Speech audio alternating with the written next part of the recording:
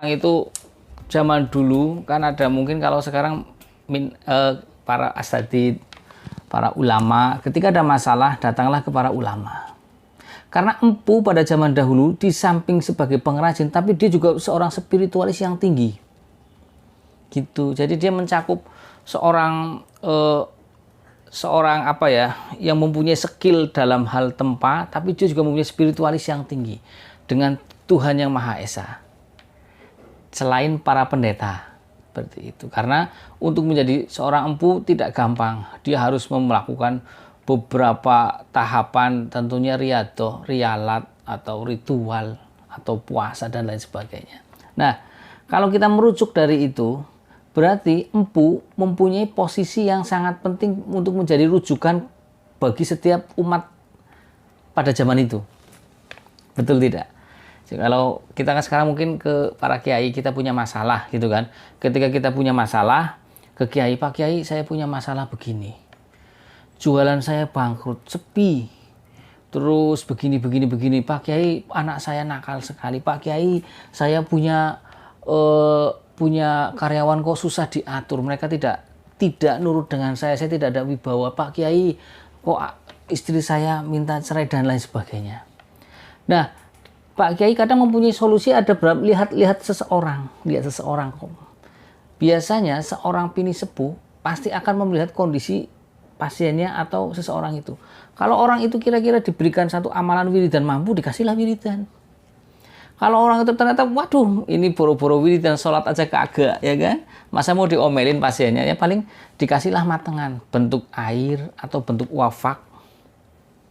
Ya, wafak yang kadang suka dibawa-bawa. Tentunya wafak itu sesuai dengan hajat dan tujuan si pasien atau orang yang meminta. Nah, zaman dulu pun sama, empu pun sama. Nah, ketika seseorang mengadukan permasalahan hidupnya, datanglah ke empu, dan empu memberikan solusi dengan menciptakan satu bilah keris sesuai dengan dan diisi dengan doa-doa harapan sesuai dengan apa yang dikeluhkan oleh pemesannya. Jadi itu akan, makanya saya sering bilang bahwasanya nanti akan timbul keris, itu adalah berkah Tuhan. Ada yang menang. Nah, itu sahabat pusaka gajah. Jadi sahabat pusaka gajah harus tahu dulu kronologi keris bagaimana. Jadi ketika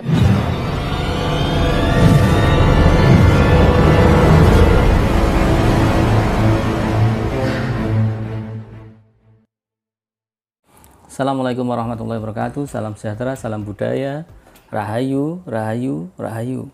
Berjumpa lagi dengan saya Mas Maul di channel Pusaka Jawa Official. Alhamdulillah wa syukurillah. Segala puji bagi Allah yang telah memberikan segala nikmatnya. Nikmat yang paling besar bagi kita adalah nikmat iman dan Islam.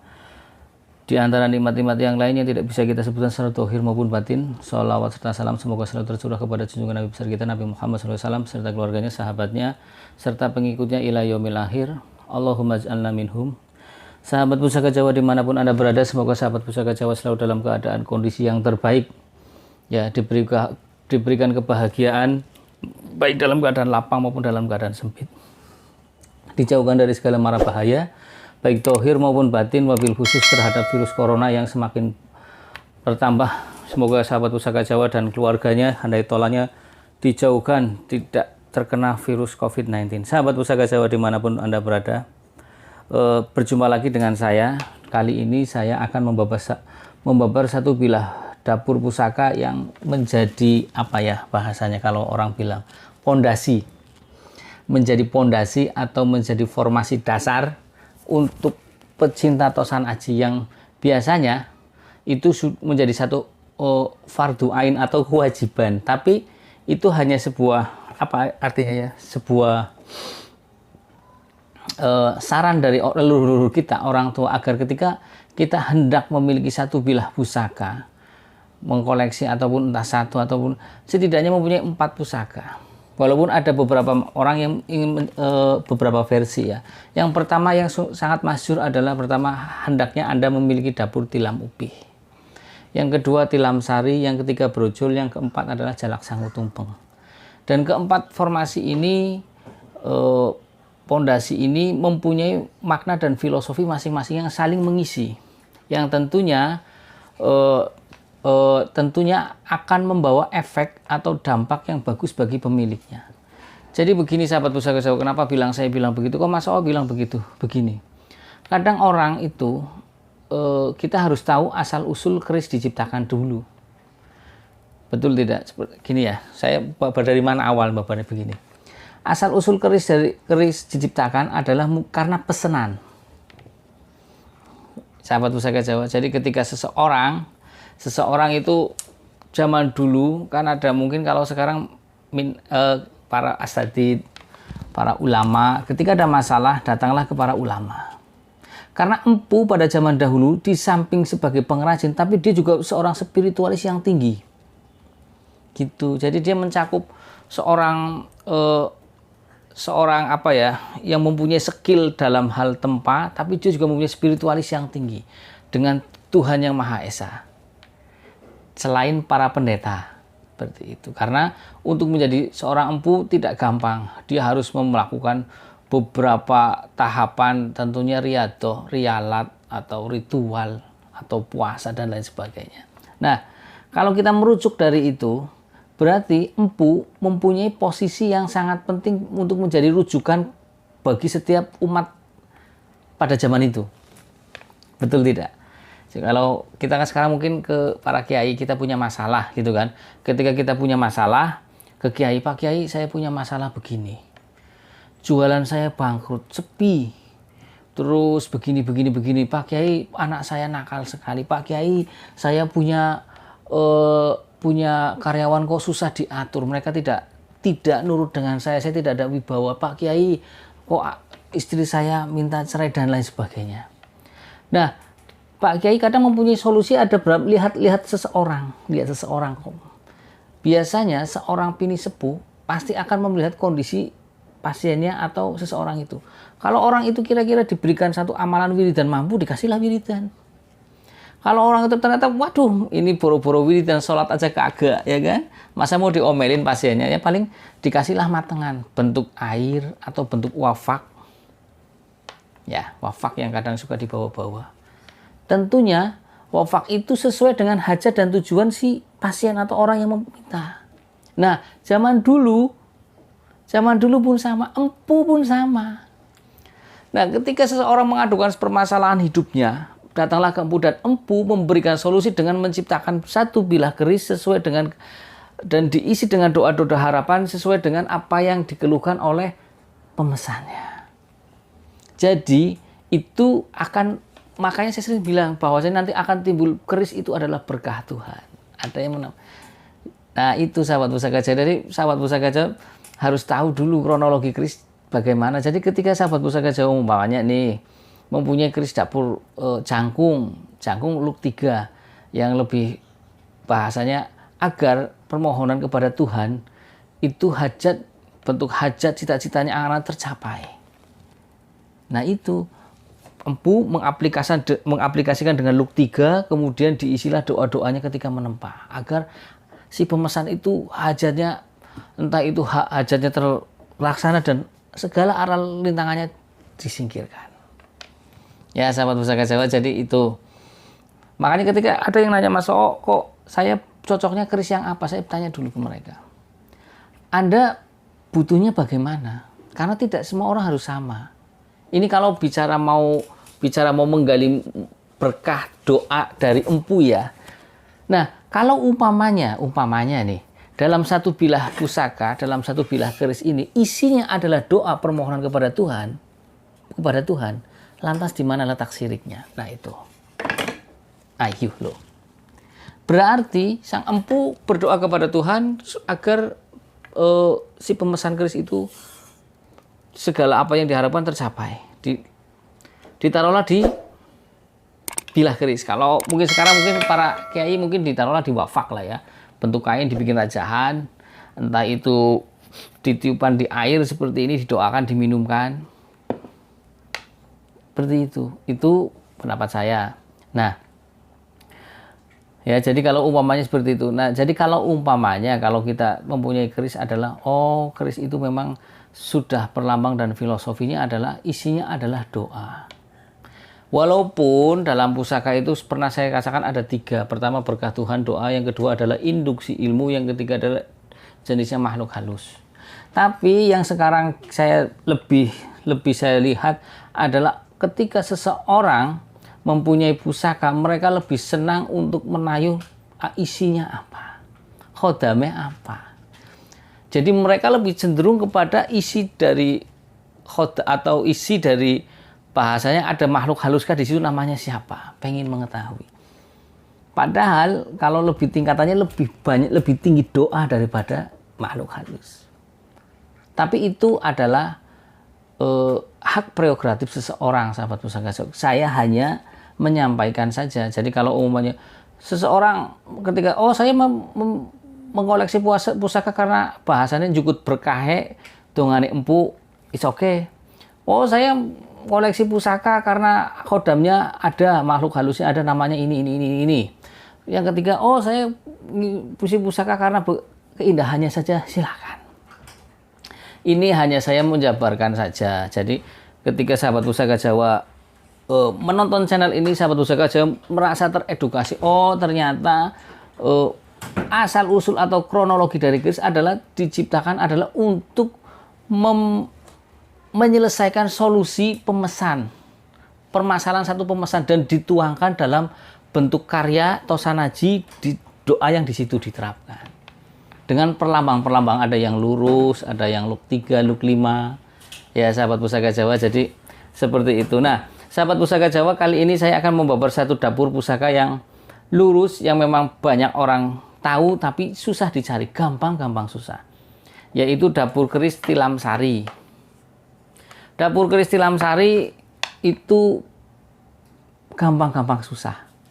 Kalau tilam upi banyak sekali, sahabat pusaka Jawa, ya. Tilam upi banyak sekali, tapi kalau tilam sari, kalau lagi susah banget nyarinya. Karena tilam sari dengan tilam upi kan ada perbedaannya, ada hanya di serawean.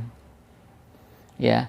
Kalau tilam upi tidak memakai serawean, nanti saya jabarkan, ya sahabat pusaka Jawa. Dan menurut cerita itu versi tilam sari ada 2. Ya, pertama adalah dipesan oleh Prabu Budawaka.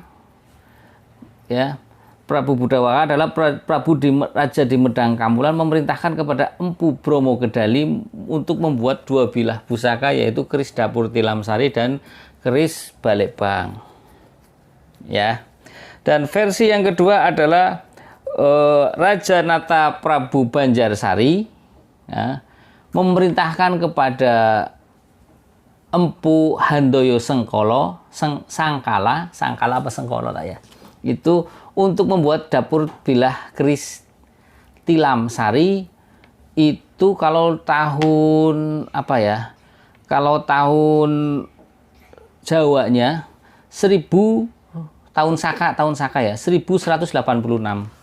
Nah, kalau tahun Saka 1186 berarti tahun Masehinya berapa, Mas Oo? Nah, tahun Masehi itu lebih tua, berarti berapa? Tahun Masehi itu lebih tua 78 tahun daripada tahun Saka, tinggal ditambahkan aja. 86 tambah 75 9 tambah 76 6, ya sekitar 1200-an ya. Iyalah segituan. Lebih tua, berarti kalau lebih tua 1186 tahun Hijriah, lebih tua berarti lebih mundur lagi ya. Berarti 1111 Masehi. Seperti itu, 1111 Masehi ya. Oke sahabat pusaka Jawa, sebelum kita babar warongkonya, bilah dapurnya kita babar warongkonya. Warongkonya ini gayaman Kakok Banci, gayaman Surakarta Kakok Banci. Pendoknya ini pendok Kuningan Bunton Surakarta. Motifnya kembang setaman. Kayunya kalau dilihat dari sini nginden itu kalau kena sinar ngelem, berarti ini kayu terembalu. Mendaknya kendit silang mirah, kemudian handle-nya Gatot Kaca Sebo. Ya sahabat saya, kita buka. Bismillahirrahmanirrahim. Oke, kita review sahabat Pusaka Jawa ya. Nah, dapur tilam sari sendiri mempunyai ciri-ciri adalah bilahnya sedang, gandiknya polos, memakai tikel alis, serawean. Ini serawean sahabat Pusaka Jawa. Nah, serawean itu ada garis ke sini. Ini kalau diraba kelihatan. Ini garis, yang lain kan biasanya polos. Nah, ini tilam sari, gampang susah. Ya sahabat Pusaka Jawa, dan tilam sari sendiri mempunyai makna dan filosofi. Sebagian pencinta keris beranggapan bahwasanya keris dapur tilam sari ini dari dapurnya saja ya, tuah dan angsarnya adalah lebih cocok kepada orang yang sudah berumah tangga. Karena membawa satu ketentraman dan kedamaian dalam keluarga. Itu baru dari dapurnya saja, belum dari tuah dan angsar pamor. Dan juga perlambang lurus, nanti tak jabarkan lagi. Oke, kalau lihat dari pucukan bilahnya, ini anggabah, ngudup gambir. Ini ngudup gambir. Kalau dari lihat gonjonya, ini gonjonya tebel, gagah, birowo. Ya, ini sabit rontal, cira cicaknya besar. Tentunya kalau sahabat sudah tahu, cira cicak besar dengan gagah begini udah ketahuan tangguhnya tangguh mana. Pamornya adalah pamor Wosuta. Pamor Wosuta sendiri sebagian pecinta keris beranggapan bahwasanya mempunyai tuah atau angsar sebagai memudahkan mencari rezeki dan juga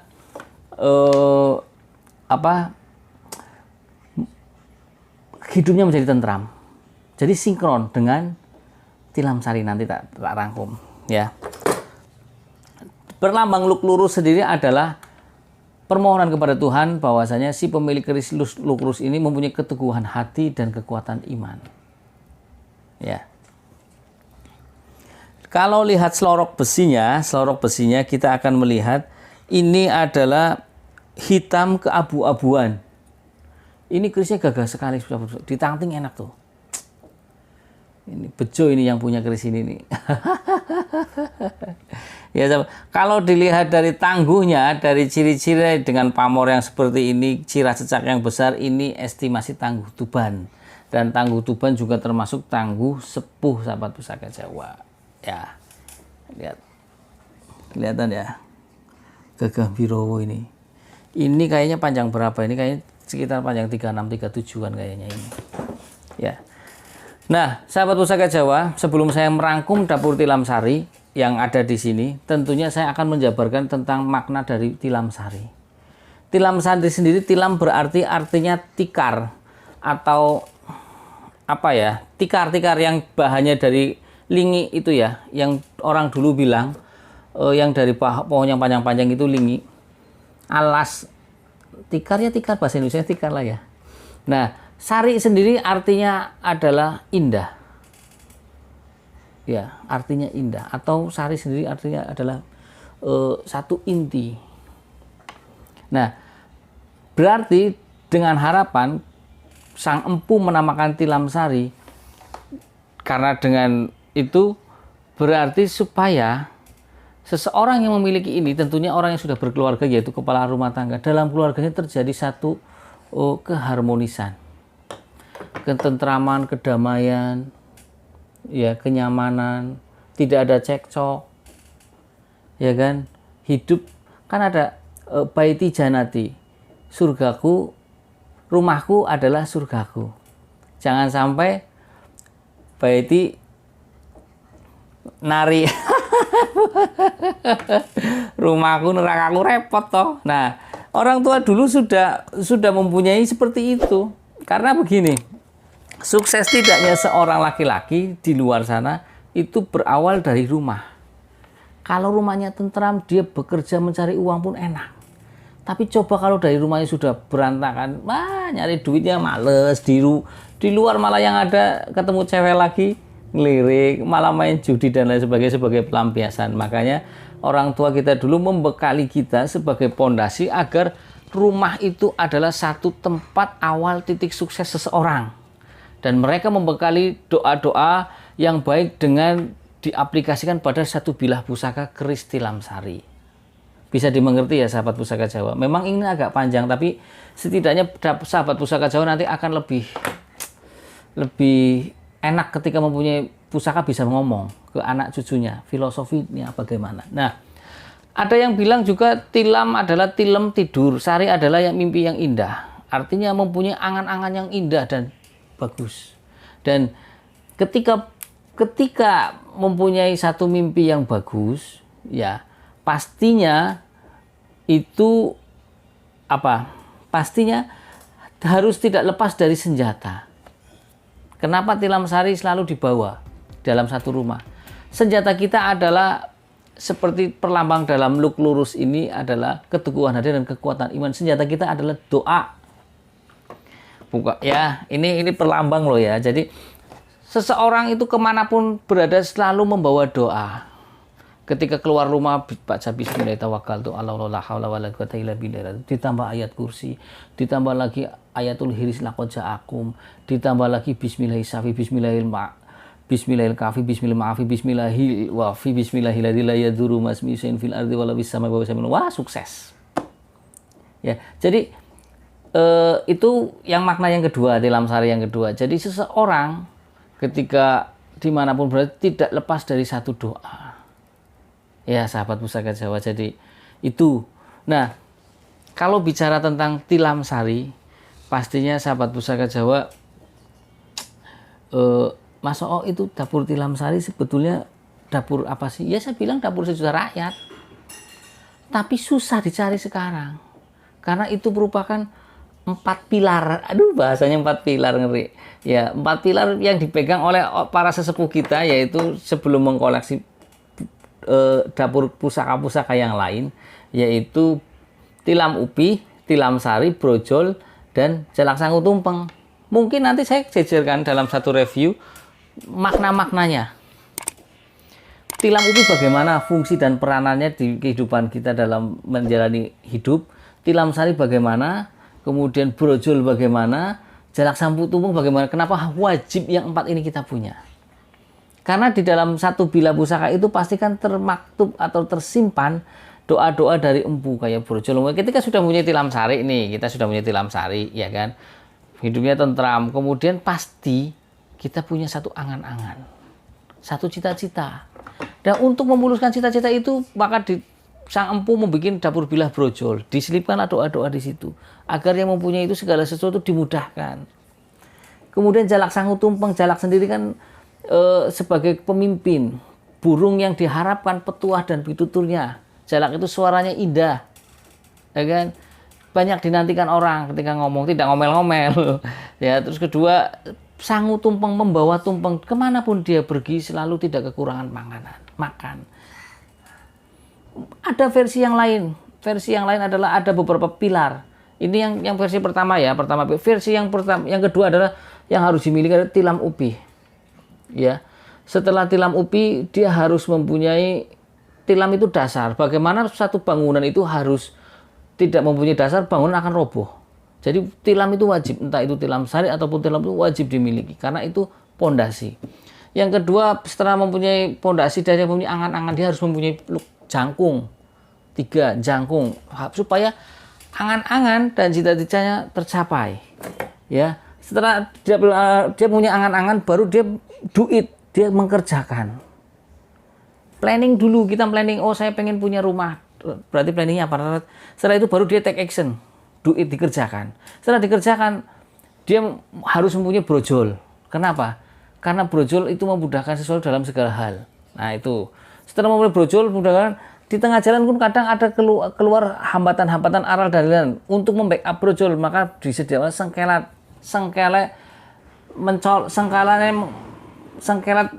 seperti itu. Sengkelat itu untuk menyingkirkan dari bahaya. Ya, sahabat Pusaka Jawa ya. Nah, terus kelimanya setelah sengkelat, maka diadakanlah satu pusaka yang untuk merangkum semuanya, yaitu tindih. Biasanya bentuk tindih ada jalak budo, kadga, apalagi betok, seperti itu. Itu untuk sebagai pengikat, rangkul biar tidak lepas. Ya, satu susunan rangkaian kalau tidak lepas kokoh dan akan, kayak contoh ya, lidi kalau satu nggak maksimal. Tapi ketika jadikan satu beberapa lidi terus diikat, bisa untuk menyingkirkan sampah dan berguna banyak. Itu. Nah, itu komponen yang kedua, yang versi yang kedua. Kemudian baru ditambahkan, kalau umpamanya jenengan sebagai pengacara, tentunya butuh vitamin dari selain yang 5 tadi, butuh vitamin selain yang 5. Mas, saya pengacara begini-begini. Oh, berarti Anda membutuhkan paling tidak kayak dapur Pandawa Cinarito. Kenapa Pandawa Cinarito? Karena Pandawa Cinarito itu di situ tersimpan doa dari para empu agar orang itu menjadi masyhur, tenar, dan omongannya pun dicintai, disenangi orang. Seperti itu. Apa, Mas, saya pengen bisnisnya lebih besar dan berkembang besar. Oh, berarti vitaminnya tambahannya adalah sabuk inten, karena sabuk inten look 11 melambangkan Anda ambisi yang besar di keduniawian, entah itu status sosial maupun secara materi. Ya, sampai di sini bisa dipahami sahabat Pusaka Jawa. Mungkin saya ngomong agak cepet ya. Tapi nanti next time saya kadang begini, ketika satu mereview sesuatu kadang saya harus pas lagi ingat saya omongkan, kalau enggak biar. Oke, kita rangkum ya sahabat Pusaka Jawa. Jadi dari dapur keris tilam sari ini yang melambangkan lurus adalah melambangkan keteguhan hati dan kekuatan iman. Diharapkan si empu ini ya, si empu yang punya keris ini diharapkan dia bertauhid satu. Yang tadi saya sampaikan, kemana-mana pun selalu mengembalikan kepada Tuhan Yang Maha Esa dengan senjatanya itu adalah doa. Kemudian dengan pamor wasutah yang memudahkan untuk mencari rezeki dan hidupnya menjadi tentram. Ya, jadi hidupnya menjadi tentram. Jadi setelah di samping harmonis keluarganya, ditambah dengan diperkuat dengan pamor wasutah yang hidupnya menjadi tentram. Ya, terus menjadi tentram, terus kemudian jadi setelah menjadi tentram dan harmonis, maka tentunya dalam mengarungi hidup akan lebih indah dan menggapai satu cita-cita akan lebih mudah. Ya sahabat Pusaka Jawa ya. Jadi sahabat Pusaka Jawa, ini dapur keris tilam sari, dapur yang sangat susah dan nilai ekonominya pun di atas tilam ubi.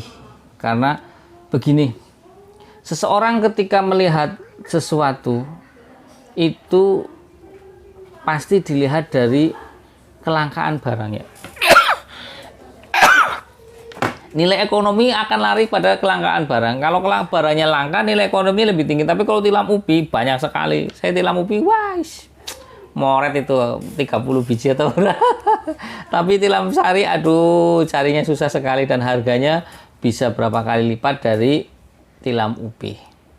Tapi itu semua juga bejo-bejoan ya, untung-untungan. Karena kadang ada, Mas, saya dapat tilam sari murah, untung kamu. Mas, saya dapat tilam sari gratis, alhamdulillah. Mas, saya dapat tilam sari mahal, nggak mahal, karena memang tilam sari agak susah nyarinya. Ya, daripada tilam ubi. Oke, sahabat Pusaka Jawa, semoga dengan waktu yang tidak begitu panjang, sahabat Pusaka Jawa bisa mencerna, bisa memahami apa yang saya sampaikan, dan mudah-mudahan ini menjadi ladang amal saya untuk generasi muda seterusnya maupun para pecinta yang mau belajar tentang Tosan Aji. Tadi saya sampaikan bahwasanya keris, pandanglah keris berdasarkan asal-usul penciptaannya, awal mula pembikinannya. Keris itu dibikin adalah untuk menyelesaikan permasalahan si pemesan, apa yang diharapkan. Seperti itu ya sahabat pusaka, dan di situ termaktub, terkandung makna filosofi yang dalam. Lurus, luk 1, luk 3, luk 5 itu ada. Jadi itu adalah harapan kita.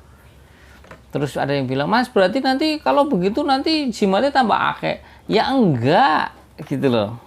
Kan kalau semakin bersandar kepada jimat nanti enggak ada habisnya. Enggak, ini Mas cuma sekedar saja. Sekedar pemahaman. Anda tidak memiliki keris yang 4 itu pun enggak masalah. Banyak kolektor-kolektor yang jumlahnya ratusan enggak punya tilam sari ternyata. Karena tilam sari susah. Koleksi udah 50 ada tilam, mereka fine-fine saja. Yang paling penting adalah ketika kita belajar satu ilmu, kita kembalikan kepada Allah Subhanahu wa taala, Tuhan yang Maha Esa. Paham ya sahabat pusaka? Jadi kita belajar ilmu, silakan Anda belajar ilmu banyak. Astronot ke, sains ke, dokteran ke, tapi tetap Anda mengembalikan semuanya terjadi karena ridho Allah Subhanahu wa taala. Tapi ketika Anda belajar ilmu tidak dikembalikan kepada Allah Subhanahu wa taala, nanti Anda akan menjadi satu orang yang kufur nikmat. Karena yang memberikan kepandaian dan pengetahuan dan memberikan keberhasilan adalah Allah Subhanahu wa taala. Begitu juga dengan keris. Keris bisa terjadi karena kehendak Allah Subhanahu wa taala. Keris bisa bermanfaat karena kehendak Allah Subhanahu wa taala. Saya titipkan pesan itu bahwasanya semua doa yang ada terkandung di sini adalah mencari doanya kepada Tuhan yang Maha Esa agar si pemesan menjadi lancar dalam semua permasalahannya. Dari saya itu saja. Bila saya ada salah-salah kata, saya minta maaf. Kesalahan mutlak milik saya, kebenaran milik Allah Subhanahu wa taala. Jangan lupa sahabat Pusaka Jawa yang baru nonton channel saya, silakan tekan tombol subscribe, like, share, and comment agar bisa berbagi dan agar saya lebih semangat dalam mengedukasi atau memberikan sedikit ilmu yang saya punya. Mudah-mudahan bermanfaat semuanya. Kemudian jangan lupa tekan pencet tombol lonceng notifikasi agar sahabat Pusaka Jawa akan selalu mendapatkan video-video terbaru dari saya. Wassalamualaikum warahmatullahi wabarakatuh. Salam sejahtera, salam budaya. Rahayu, rahayu, rahayu.